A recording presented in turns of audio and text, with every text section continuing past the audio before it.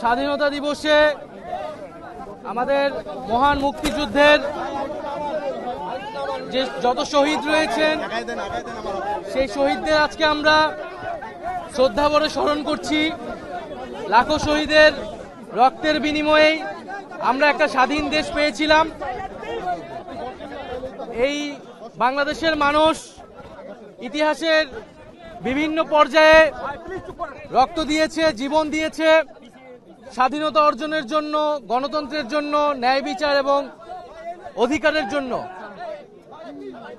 সেই উপনিবেশ বিরোধী সংগ্রাম থেকে আমাদের স্বাধীনতা সংগ্রাম এবং এর ধারাবাহিকতায় 2024 সালের গণ অভ্যুত্থান।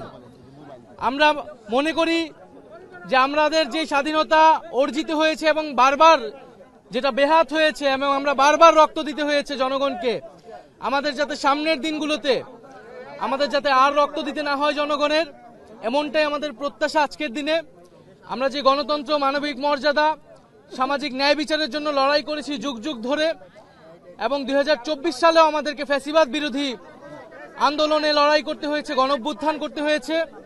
আমরা চাই একটি গণতান্ত্রিক রাষ্ট্র ব্যবস্থা বিনির্মাণের মাধ্যমে এবং আমাদের যে শাসন কাঠামো, আমাদের যে গণতান্ত্রিক প্রতিষ্ঠানগুলো, সেগুলো আবার সংস্কারের মাধ্যমে পুনর্গঠন করে একটি গণতান্ত্রিক রাষ্ট্র তৈরি করতে, যেখানে মানুষের ন্যায় বিচার নিশ্চিত হবে এবং মানুষকে বারবার আর রাস্তায় নামতে হবে না রক্ত দিতে। আমরা মনে করি যে 71 এবং 24 আলাদা কিছু নয়, বরং 24-এর গণ অভ্যুত্থানের মধ্য দিয়ে 71-এর যে স্পিরিট সেটি পুনর্জীবিত হয়েছে। 71-এ আমরা যা চেয়েছিলাম সেটা 54 বছরে অর্জিত হতে পারে নাই বিধায় একটা ফ্যাসিজম 15 বছর ধরে বাংলাদেশে চেপে বসেছিল বিধায়ী আরেকটি গণ অভ্যুত্থানের কিন্তু প্রয়োজন হয়েছিল। ফলে আমরাও কিন্তু 71-এ যে সাম্যের কথা বলা হয়েছিল, 24-এ কিন্তু সেই বৈষম্যহীন সমাজের কথাই আমরা বলছি। ফলে যারা এটাকে আসলে পরস্পর বিরোধী বা মুখোমুখি করে দাঁড়া করাচ্ছে, তাদের উদ্দেশ্য অসৎ এবং আমরা মনে করি তারা 24-এর গণ অভ্যুত্থানকে, এই যে ছাত্র জনতার বিজয়কে প্রকৃতভাবে উপলব্ধি করতে পারেনি। এই যে নতুন তরুণরা নেমে এসেছে, নতুন সময়ের যে বার্তা, সেই সময়ের বার্তাকে তারা ধারণ করতে পারছে না। এবং আমরা মনে করি যে বাংলাদেশে বর্তমানে আমাদের জাতীয় নাগরিক পার্টির যে দাবি যে বিচার সংস্কার এবং গণপরিষদ নির্বাচন, আমরা মনে করি ঠিক সেই পথে গেলেই জাতির একটি উত্তরণ ঘটবে গণতন্ত্রের পথে। সংস্কার এবং বিচারবিহীন যদি নির্বাচন দেওয়া হয় এবং কেবল কোনো একটি দলকে ক্ষমতায় বসানোর জন্যই যদি নির্বাচন চাপিয়ে দেওয়া হয় সংস্কার এবং বিচার ছাড়া, তাহলে তা অবশ্যই মেনে নেওয়া হবে না।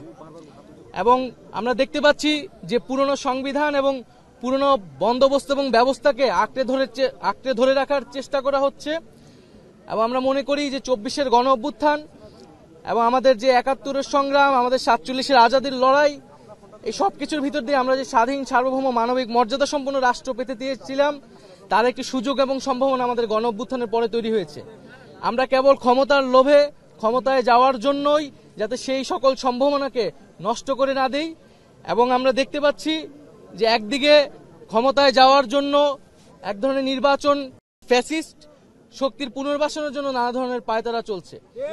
আমরা মনে করি এই সব কিছুকেই প্রতিহত করবে জাতীয় নাগরিক পার্টি এবং 24-এর গণ অভ্যুত্থানের আকাঙ্ক্ষা নিয়েই আমরা এগিয়ে যেতে চাই। 71-এর স্বাধীনতা, 24 স্বাধীনতা পরস্পর বিরোধী নয়, আমরা সেই ধারাবাহিকতাতেই আছি। আমরা মনে করি যে জাতীয় ঐক্যের যে সুযোগ এবং যে পাটাতন তৈরি হয়েছিল, আমরা এখনো সেই পাটাতনই আছি, কিন্তু এখন হয়তো বিভিন্ন দলের এজেন্ডা আলাদা হচ্ছে।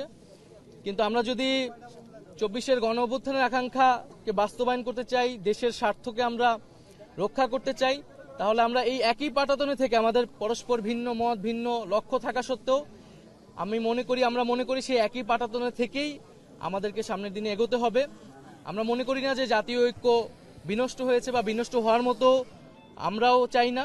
বাট কিন্তু যদি আমরা যদি আমাদের গণ অভ্যুত্থানের আকাঙ্ক্ষা, আমাদের যে জনগণের যে সংস্কার এবং পরিবর্তনের আকাঙ্ক্ষা, সেই আকাঙ্ক্ষা থেকে কেউ সরে যায়, তাহলে অবশ্যই তাদের সাথে আর ঐক্যের সুযোগ থাকবে না।